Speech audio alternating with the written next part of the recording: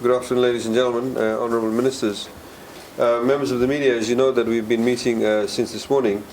specifically to discuss the region's approach, the Pacific ACP member countries' approach to the EPA negotiations. The ministers had some very fruitful discussions.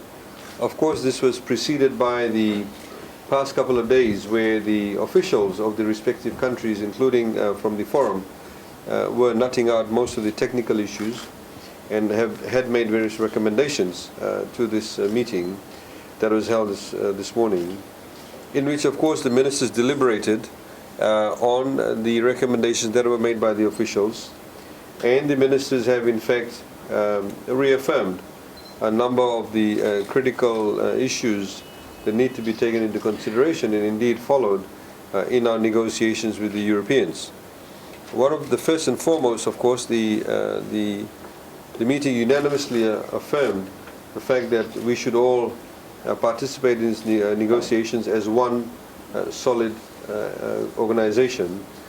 in unity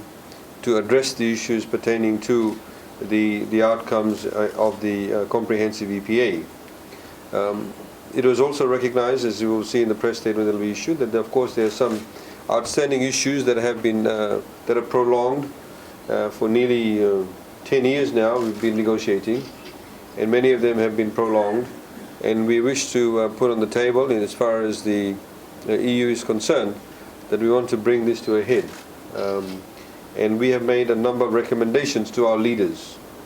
Our leaders, as you know, are going to meet in September from the respective countries, and a number of recommendations have been made to them in terms of the way forward. Overall, in principle, the ministers also reaffirmed the strong commitment and efforts to maintain very sound fisheries management and conservation of the fisheries resources. As you know, most Pacific Island countries are completely dependent on fisheries resources, and that's the only form of resource they have in the West and Central Pacific Ocean, and to combat and give their commitment to illegal and unreported and unregulated fishing that takes place, and noting that these efforts are ongoing and require cooperation between all parties, including the distance water fishing nations and including, of course, the EU. The meeting also highlighted the fact that the interim EPA in its current form is not the preferable option, but rather the comprehensive EPA, and therefore we look forward to negotiating at a political level now negotiations with the European Union.